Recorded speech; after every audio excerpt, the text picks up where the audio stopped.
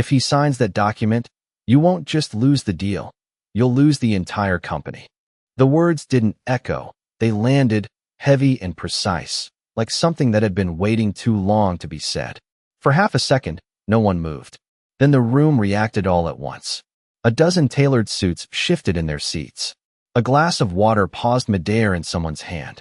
And at the center of the long, polished table, Richard Whitmore's pen stopped exactly half an inch above the signature line.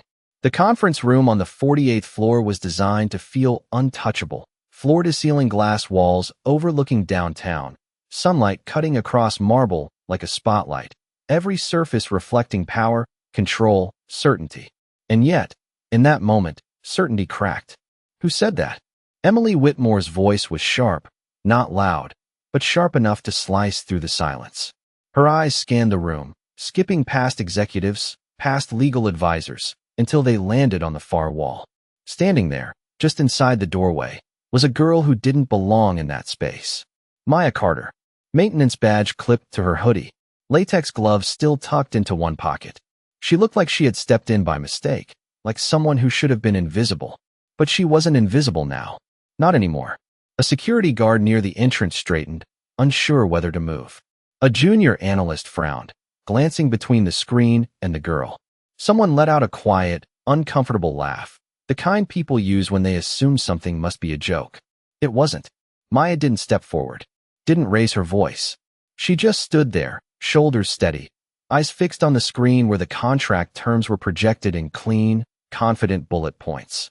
Page 17, she said, calm, controlled. Third clause under liability transfer. Richard's pen didn't lower. It didn't rise either. It hovered, suspended between decision and doubt. Emily leaned back slowly in her chair, her expression tightening, calculating. And who exactly are you? She asked, each word deliberate, as if already dismissing the answer before it came. Maya's fingers curled slightly at her sides, not in fear, but in restraint. My name is Maya Carter. A beat.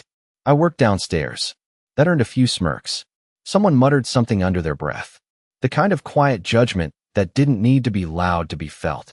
Richard finally turned his head, just enough to look at her directly. His gaze was measured, unreadable, the gaze of someone used to being the smartest person in every room he entered. For a brief second, something flickered behind it. Not recognition. Not yet. Just interruption. You're interrupting a multi-million-dollar decision, Emily said, her tone cooling further. Security. But Maya spoke again, not louder, just clearer. If you sign that, every risk shifts to your side. Lawsuits, defaults, compliance violations. All of it. The room didn't explode. It didn't erupt into chaos. It did something worse. It went quiet again. A different kind of quiet this time. The kind that doesn't come from dismissal, but from the faint, uncomfortable possibility that someone might be right. Richard's grip on the pen tightened, almost imperceptibly. The sunlight shifted across the table, catching the edge of the contract, illuminating the exact line she had mentioned. For a fraction of a second, no one breathed. Then Emily exhaled, slow and controlled, and gave the smallest nod toward the door. That's enough. The guard stepped forward. Escort her out. The words were clean. Final. The kind of command that didn't expect resistance. Maya didn't argue. She didn't rush. She just held her ground for one last second, her eyes meeting Richard's. Not challenging, not pleading, just certain. Then she turned. And as the glass door opened and closed behind her, the faint click of its sealing shut sounded louder than anything that had been said inside. The hallway outside the conference room felt colder than it should have, the kind of artificial chill that clung to polished floors and glass walls, humming softly through vents hidden in the ceiling. Maya walked without rushing, her footsteps quiet against the smooth surface, each one measured, steady, like she had already accepted the outcome before it happened. Behind her, the meeting continued without her, or at least that was how it was supposed to go. That was how it always went. People like her did not interrupt decisions made on the 48th floor. People like her cleaned the fingerprints off the glass after those decisions were made. She reached the elevator and pressed the button once. No hesitation. The stainless steel doors reflected her back at her, slightly warped by the curve of the metal. Hoodie, worn sneakers, badge clipped crooked at the edge. Maintenance access. Temporary. Replaceable. The word practically echoed without being spoken. For a moment, she just stood there, looking at that reflection. Not with shame, not with pride either, just recognition. The elevator arrived with a soft chime, and the door slid open. Empty. Of course it was empty. She stepped inside and turned, facing the closing doors as they sealed her off from the floor she was never meant to belong to. As the elevator began its descent, the faint vibration under her feet matched the quiet rhythm of her breathing. Slow in, slow out. She let her head rest back against the cool metal wall, eyes drifting upward to the small digital panel that counted down the floors. 47, 46, 45. Each number felt like a step further away from something she had not even been allowed to reach. But her mind was not on the meeting anymore. It was on the line. Page 17. Third clause under liability transfer. She had read it twice. No, 3 times. Not because she doubted it, but because she knew how easy it was to miss. The wording was clean, almost elegant in the way it disguised intent. A shift of responsibility buried beneath language that sounded protective, harmless, routine. It was the kind of clause that did not stand out unless you were looking for it. And she had been looking. Hours earlier, long before the executives arrived, before the room filled with tailored suits and quiet authority, Maya had been in that same space wiping down the table, aligning chairs, making sure everything looked untouched. Invisible preparation for visible power. That was the job. She had not meant to read the document. Not at first. It had been left open on the screen.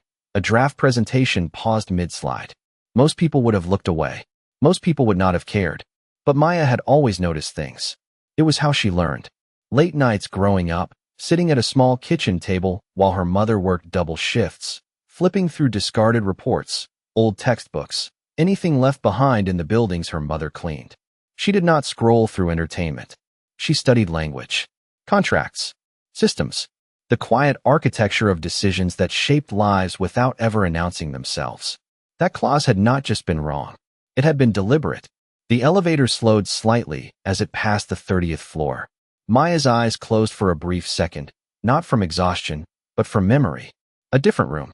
A different table. Years ago. A scholarship letter folded carefully in her hands. Harvard. Full ride. Her mother's smile, tired but proud, filling the small apartment with something brighter than any light. And then the hospital bills. The calls. The choices that did not feel like choices at all. 45 floors later, she was here instead. Maintenance badge. Quiet presence. Invisible again. The elevator chimed softly as it reached the lobby level, but the doors did not open right away. There was a pause, barely noticeable, like the building itself was holding its breath. Maya opened her eyes and looked at her reflection one more time. This time, something was different. Not in how she looked, but in how still she stood. She had said what needed to be said. Whether they listened or not was never hers to control. The door slid open. Warm light from the lobby spilled in, softer than the sharp brightness upstairs. People moved through the space without noticing her, conversations blending into a low, constant murmur. Normal. Predictable. Safe. Maya stepped out, adjusting the strap of her bag slightly on her shoulder. She did not look back at the elevator. She did not look up at the floors above. She simply walked forward, disappearing into the flow of people the same way she always had. But far above her, in a room built on certainty, something she had said had not disappeared at all. Up on the 48th floor, the silence did not break all at once. It stretched, thin and tight, like something pulled too far without snapping. Richard Whitmore did not move for several seconds after the door closed. His pen was still hovering above the contract, the ink tip suspended just shy of commitment, as if the decision itself had suddenly gained weight. Around him, the room shifted in subtle ways. A chair creaked. Someone cleared their throat, quietly, unsure whether to speak or stay still. The presentation screen still glowed at the far end of the table, frozen on the same slide Maya had pointed to, clean bullet points arranged with confidence that now felt slightly misplaced. Emily Whitmore was the first to recover, or at least the first to pretend she had. She leaned forward, fingers interlacing on the table, posture composed, expression controlled. "We are not going to delay this over a comment from maintenance staff," she said, her voice smooth, measured, the kind of tone that restored order simply by existing. A few heads nodded, grateful for direction. Familiar hierarchy reasserting itself. The analyst seated near the center of the table glanced down at his tablet, hesitated, then looked back up. "Sir," he said carefully, not addressing Emily, but Richard. That alone shifted the air again. Richard's eyes did not leave the page in front of him. "What is it?" he asked, his voice quieter than before, stripped of the earlier certainty. The analyst swallowed once, then tapped his screen, bringing up the contract. "That clause she mentioned, it is on page 17. A pause. "I can pull it up." No one told him to stop. That was enough. The screen at the front flickered as the presentation switched to the contract text. Lines of legal language replaced polished graphics, dense and precise, each sentence layered with intention. The room leaned in, not physically, but in attention. Richard finally lowered his pen, setting it down beside the document with a soft, almost careful motion. His hand moved to the page, turning it slowly, deliberately, until he reached the section Maya had referenced. Third clause under liability transfer. The words did not look dramatic. They never did. That was the nature of it. Quiet language, structured to be read quickly, understood broadly, and trusted without question. Richard read the line once. Then again. His jaw tightened, just slightly. Across the table, Emily's composure held, but her fingers pressed a little more firmly together. "It is standard language," she said, though her voice had lost a fraction of its earlier ease. "We have reviewed this already." The analyst did not respond immediately. He adjusted his glasses, eyes scanning the clause with more focus now, slower, more precise. "Not exactly," he said after a moment, the words careful, chosen. "The phrasing here, it shifts post-merger liability entirely to our side." A ripple moved through the room, not loud, not chaotic, but unmistakable. Another executive leaned forward, pulling the document closer, his expression sharpening as he read. Someone else opened a laptop, fingers moving quickly across the keyboard, running numbers, projections, scenarios. The air changed again. Not uncertainty this time, but calculation. Richard's eyes remained fixed on the page. The sunlight had shifted slightly, casting a sharper line across the document, illuminating the exact sentence Maya had pointed to as if it had been waiting to be seen. "If this holds," the analyst continued, more quietly now, "any compliance failure, any legal exposure after the merger, it all comes back to us." No one laughed this time. No one dismissed it. The weight of the words settled into the room, heavier than before, because now they were understood. Emily leaned back slowly, her gaze moving from the screen to Richard, searching for something: control, agreement, dismissal, anything that would restore the structure she relied on. But Richard did not look at her. He looked at the contract. And for the first time since the meeting began, he did not look like a man in control of the room. He looked like a man realizing something had almost slipped past him. The silence returned, but it was no longer empty. It was filled with recognition, with the quiet, undeniable shift that happens when a mistake reveals itself just before it becomes irreversible. And somewhere between that realization and the next decision, one thought moved through the room, unspoken but shared. She had seen it. Before any of them. Richard did not look up when the room began to move again, but he felt it, the subtle shift from assumption to urgency, from confidence to verification. "Run it again," he said, his voice low but firm, cutting through the quiet without needing to rise. It was not a suggestion. It was not a discussion. It was a command that landed heavier than anything earlier. Laptops opened wider. Screens refreshed. Fingers moved faster now, not casually, but with purpose. The analyst who had spoken first leaned closer to his tablet, scrolling through the clause, cross-referencing sections, pulling up linked documents that had not seemed important minutes ago. Across the table, another executive began recalculating exposure scenarios, his jaw tightening as numbers adjusted in real time. The clean projections they had walked in with were starting to fracture, quietly, line by line. Emily Whitmore watched it happen, her posture still composed, but her eyes sharper now, tracking every reaction, every flicker of doubt. "We vetted this agreement for weeks," she said, her tone controlled, but no longer dismissive. "This is not some hidden trap." No one answered her directly. That was the answer. Richard finally leaned back slightly in his chair, his gaze lifting from the page to the screen at the front of the room. The clause was still there, unchanged, but now it looked different, not because the words had shifted, but because the room had.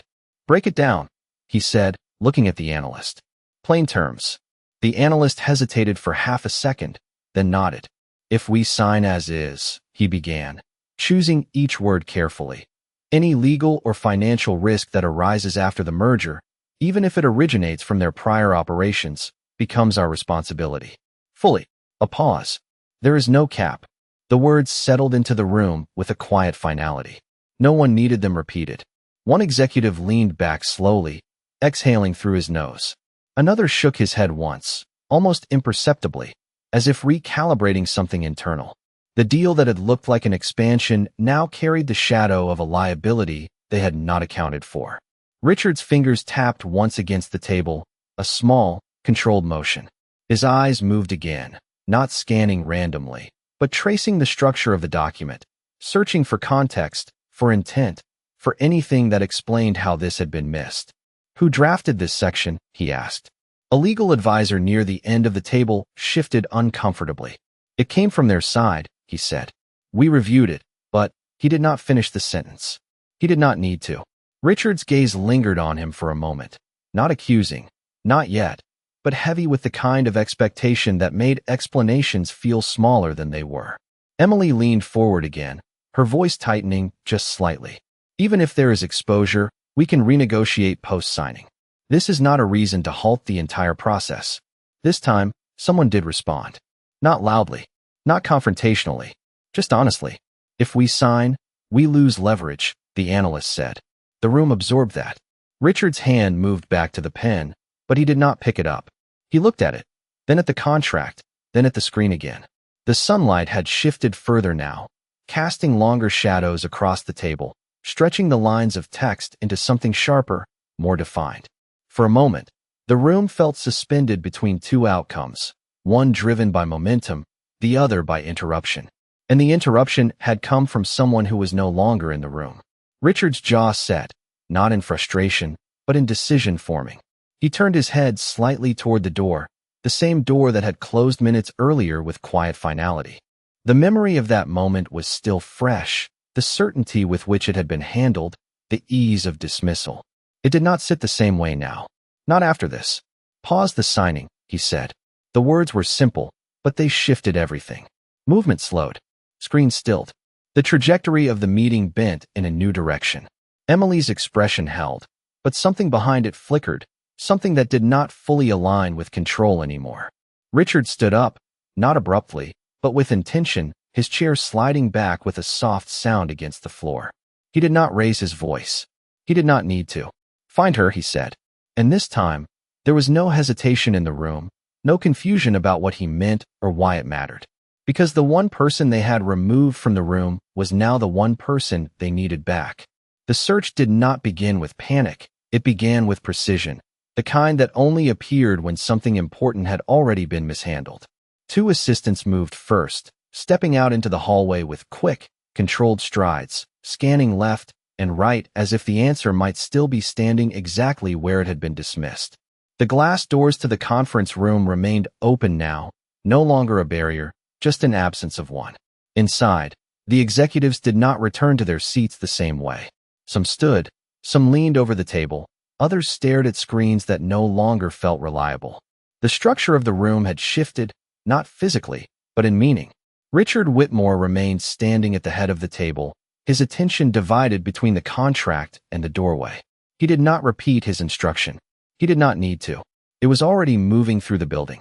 Downstairs, the lobby carried on as it always did, a steady rhythm of footsteps, quiet conversations, the soft hum of revolving doors letting in filtered daylight. Maya moved through it without drawing attention, her pace unhurried, her expression unchanged. She reached the service corridor just beyond the main floor, where the lighting dimmed slightly and the noise softened into something more contained. This was where she belonged, at least according to the badge clipped to her hoodie. She pushed open the door with her shoulder, stepping into the narrower hallway lined with supply carts and storage rooms. The scent of cleaning solution hung faintly in the air, familiar, grounding. A cart sat where she had left it earlier, a folded cloth draped neatly over the edge, a spray bottle catching a thin line of light from the overhead fixture. Everything exactly as it had been. Predictable. Unchanged. Maya set her bag down beside the cart and reached for the cloth, her fingers moving automatically, muscle memory taking over where thought did not need to. She wiped the surface of a nearby counter, slow, deliberate strokes, as if nothing outside this corridor had shifted at all. But her mind was not on the task. It was still upstairs, not in regret, not in doubt, but in quiet awareness of what would follow. She had seen enough systems to understand how they reacted when something slipped through. There would be resistance first, then verification, then urgency. The question was not if they would see it. The question was when, and whether that moment had already passed. Footsteps echoed faintly from the far end of the corridor, faster than usual, less measured. Maya did not turn immediately. She finished the motion she had started, folding the cloth once, placing it back on the cart with care. The footsteps grew louder, closer, accompanied now by a voice, slightly breathless, calling out to someone just out of sight. "Have you seen her?" The voice asked, urgency cutting through the otherwise quiet space. Another voice responded, uncertain, offering a direction that was more guess than answer. Maya's hand rested briefly on the edge of the cart. Not tense, not surprised, just still. She had heard that tone before. Not directed at her. Not like this. The footsteps approached the corridor entrance, slowing slightly as the person adjusted to the dimmer light. A young assistant stepped into view, scanning the hallway quickly, eyes moving past storage doors, supply shelves, until they landed on Maya. There was a moment, small but noticeable, where recognition replaced uncertainty. "You," he said, not rudely, but with a kind of urgency that made the word feel heavier than it was. He took a step forward, then another, as if closing the distance might make the situation more manageable. "They need you upstairs," he added, the words coming faster now, less controlled than the tone used in the conference room. Maya looked at him for a second, her expression calm, unreadable, as if weighing something that was not immediately visible. "They already made their decision," she said quietly, not defensive, not bitter, just stating what had already happened. The assistant shook his head quickly. "No," he said, almost interrupting. "They stopped. They are reviewing everything." He hesitated, then added, more carefully, "They said to bring you back." The words hung there, simple, direct, but carrying a shift that neither of them needed to explain. Maya's gaze moved past him for a brief second, toward the brighter light at the end of the corridor, the direction that led back to the elevators, back to the floor where she had been told she did not belong. The building felt different now, not in structure, but in awareness, like something had changed in the way it recognized her presence. She reached for her bag, lifting it onto her shoulder in one smooth motion. Her hand brushed against the badge clipped to her hoodie, the small plastic card that defined her role in a single line of printed text. Maintenance access. Temporary. Replaceable. She did not remove it. Not yet. The assistant stepped aside instinctively, giving her space to pass, his posture shifting from urgency to something closer to respect, though he did not fully understand why. Maya walked past him without hurry, her steps steady, the same as before, but carrying a different weight now. Not heavier, just recognized.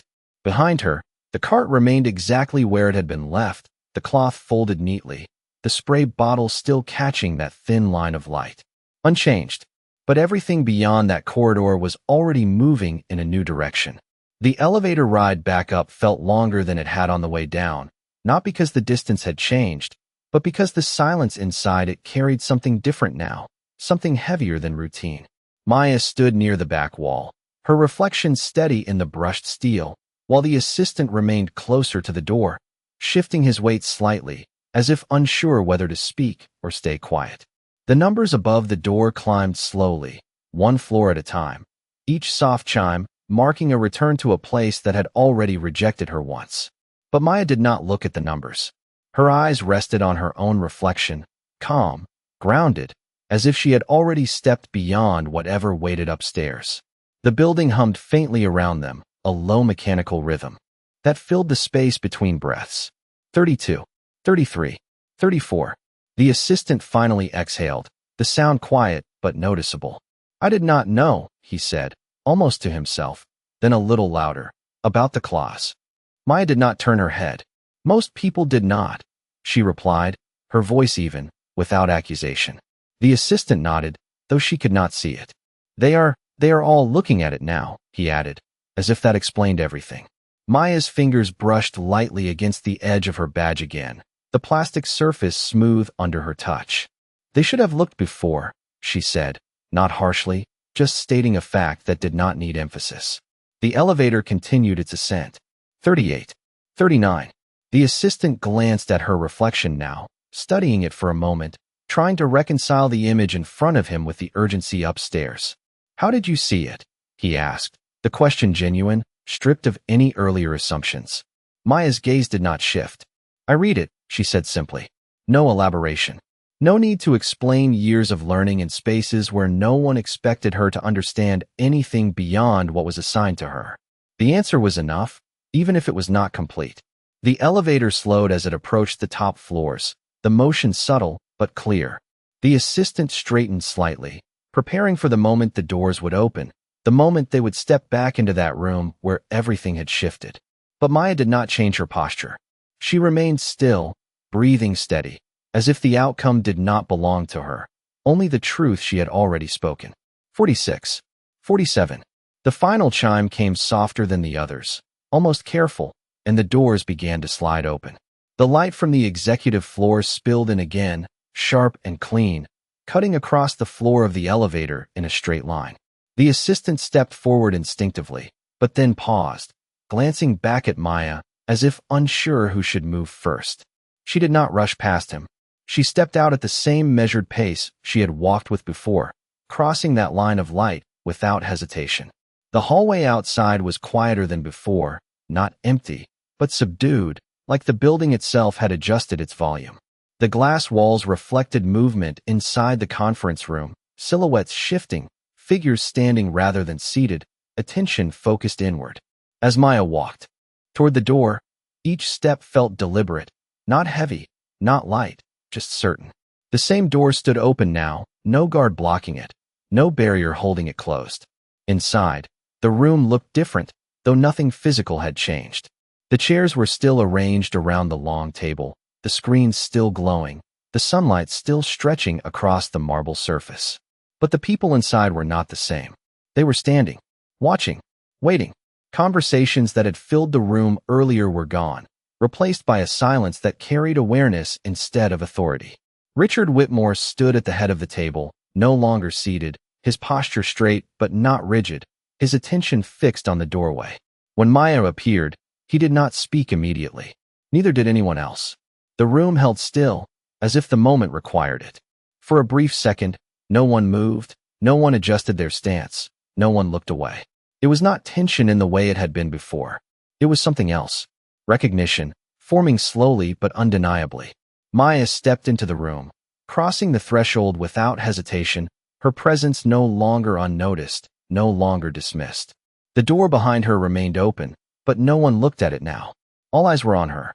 And in that quiet, suspended moment, the balance of the room had already changed, not through force, not through volume, but through something far simpler and far harder to ignore.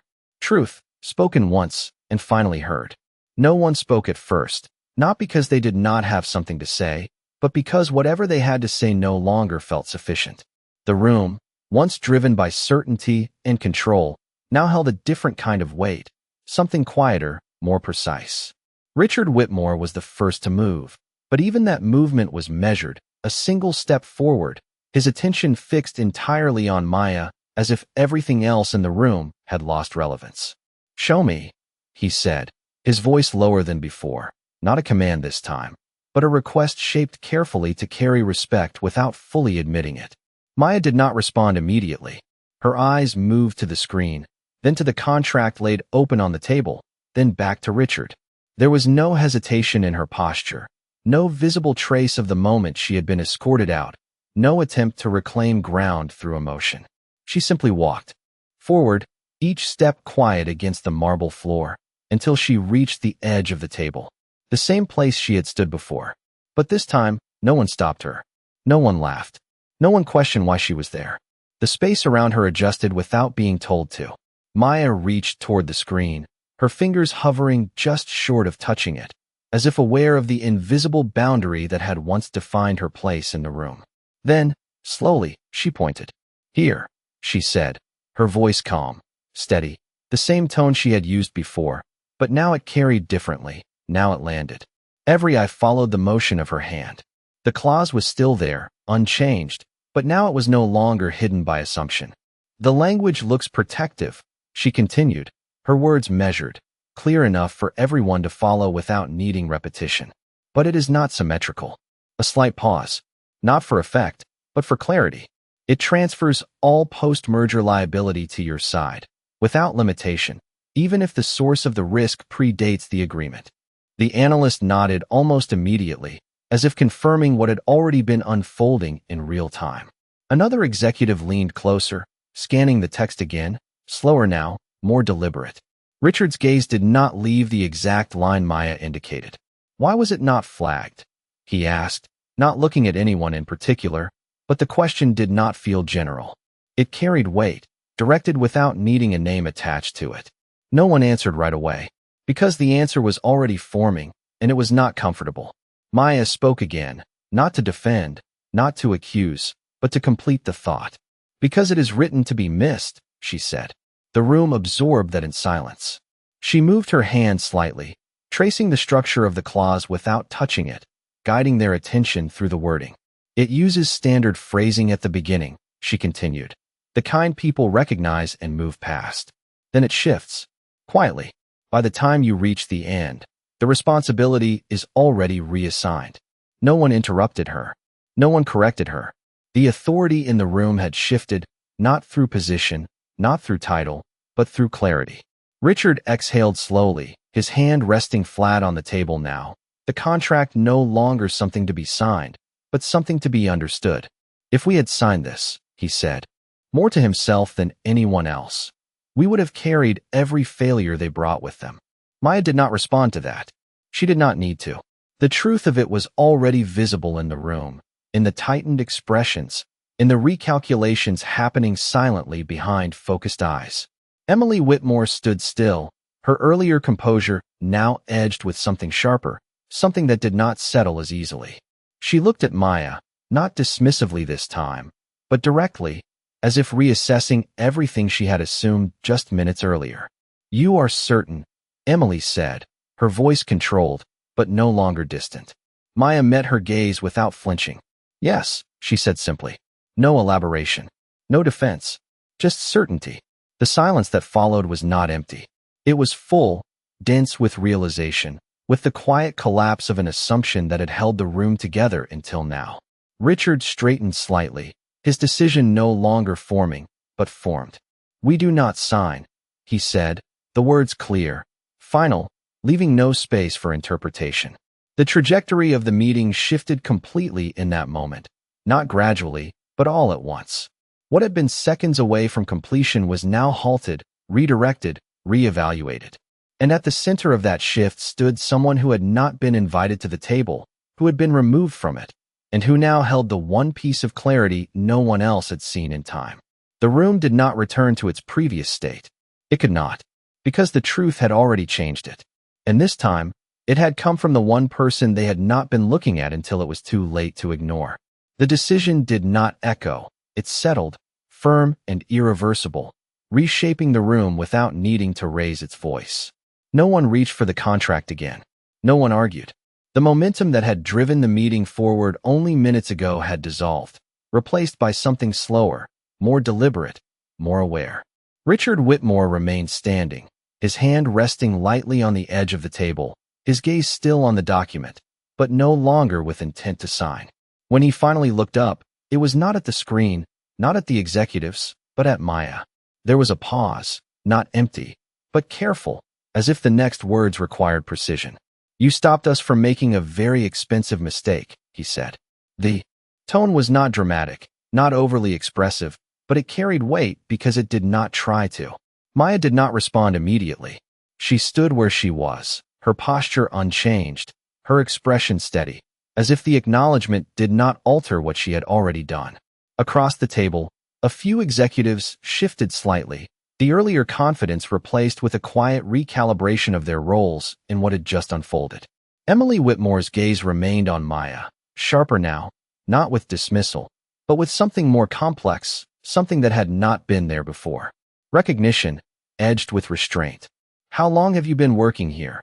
Emily asked, her voice measured, controlled, but no longer distant. Maya glanced at her briefly, then answered without hesitation. 6 months. The answer was simple, but it landed differently now, carrying implications that did not need to be spoken. 6 months of walking through the same halls, passing the same rooms, being seen without being noticed. 6 months of proximity without presence. Emily absorbed that in silence, her expression tightening slightly, not in disagreement, but in thought. Richard straightened, his attention still on Maya, but now broader, as if considering something beyond the immediate moment.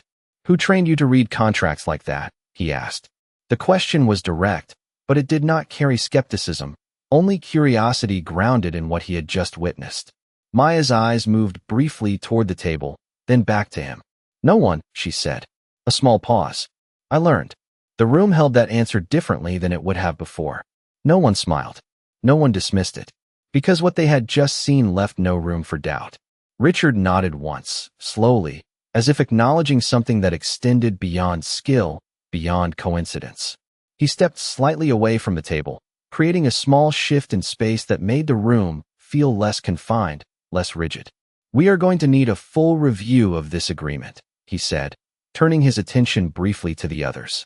Line by line. Several heads nodded immediately, not out of routine, but out of recognition of what had almost happened. Then he looked back at Maya. There was no hesitation this time. "I want you involved," he said. The words were clear, direct, and they carried a shift that no one in the room could ignore. It was not an invitation framed politely. It was a decision. A redefinition. The air in the room changed again, subtly, but undeniably. Maya did not react outwardly. She did not step forward or back. She simply stood there, absorbing the statement without letting it alter her balance. "I am not part of your team," she said quietly, not rejecting, not accepting, just stating what had been true moments before. Richard did not look away. "You are now," he replied. No emphasis, no negotiation, just certainty. The silence that followed was different from all the others. It was not tension, not uncertainty, not realization. It was resolution forming, the kind that does not need to be announced because it is already understood. Emily's posture shifted slightly, not in resistance, but in adjustment, as if aligning with a decision that had already moved beyond her control. Around the table, the executives no longer looked at Maya as an interruption or even as a correction. They looked at her as part of the outcome. The contract remained open on the table, the clause still visible, still unchanged, but no longer dangerous in the same way. Because now it had been seen, and the person who had seen it first was no longer outside the room. The room did not rush back into motion after the decision was made. It settled into a quieter rhythm, one that felt less like control and more like awareness. The contract remained open on the table, but no one reached for it with the same certainty as before. Instead, screens shifted to deeper reviews, conversations lowered into focused tones, and the structure of the meeting rebuilt itself around something that had not been there at the start. Maya stood at the edge of the table for a moment longer, not as an outsider, not fully as an insider yet, but no longer invisible. The sunlight had moved again, stretching across the marble surface and catching the edge of her badge, the small plastic card reflecting light in a way it never had before. Maintenance access. The words were still there, unchanged, but they no longer defined the limits of the room. Richard Whitmore watched the shift with a quiet stillness, his attention no longer divided, no longer anchored to the urgency of a signature. Instead, it rested on something more deliberate, the kind of focus that comes after a mistake is avoided just in time. "We will reconvene in 1 hour," he said, his voice steady, carrying across the room without needing to rise. "I want every section reviewed, every clause verified. No assumptions." The executives nodded, not out of habit, but with a shared understanding of what had nearly happened. Laptops closed, then reopened with new intent. Chairs moved slightly as people repositioned themselves, preparing for work that now required more than confidence. It required attention. Maya did not stay at the table when the movement began. She stepped back, not retreating, just creating space as the room adjusted around its new direction. Her eyes moved once more across the contract, then toward the windows, where the city stretched out below in quiet distance. Cars moved like small, steady lines far beneath the glass, unaware of the decision that had just shifted above them. The scale of it felt different from here, not larger, not smaller, just clearer. Richard noticed when she stepped away. He did not call her back. He did not need to. The acknowledgement had already been made, not through words alone, but through the way the room had changed. Emily Whitmore remained near her seat, her posture composed again, but no longer rigid. She watched Maya for a moment, her expression thoughtful, as if recalculating something that extended beyond the contract. Then she turned back to the table, to the work that now demanded a different kind of attention.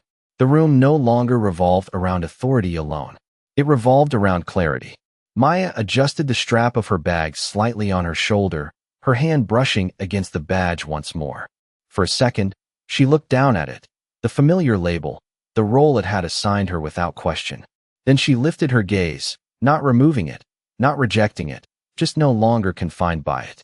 She turned toward the door, the same door that had closed behind her earlier with quiet finality. Now it stood open, unchanged in structure, but different in meaning. She walked toward it at the same steady pace, her steps quiet against the floor, her posture unchanged. No one stopped her. No one questioned her movement. The room continued behind her, focused, recalibrated, aware. As she reached the doorway, the light from the hallway met the light from the windows, blending into a softer tone that followed her as she stepped through. The sound of the room faded slightly, replaced by the quieter rhythm of the corridor outside. She did not look back immediately. She did not need to confirm what had already shifted.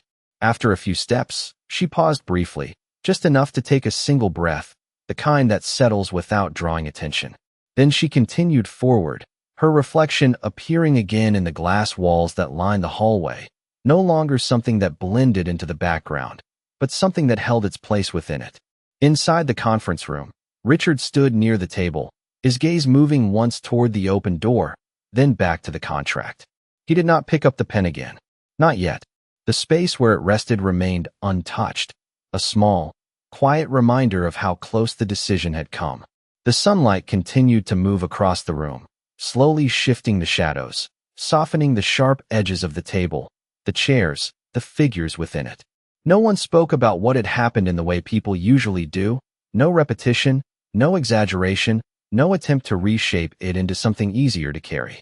It did not need to be reshaped. It had already done its work. And in the quiet that followed, in the steady movement of people who now saw more clearly than they had before, the change remained, not loud, not dramatic, but undeniable. The kind of change that does not announce itself, but stays, long after the moment that created it has passed.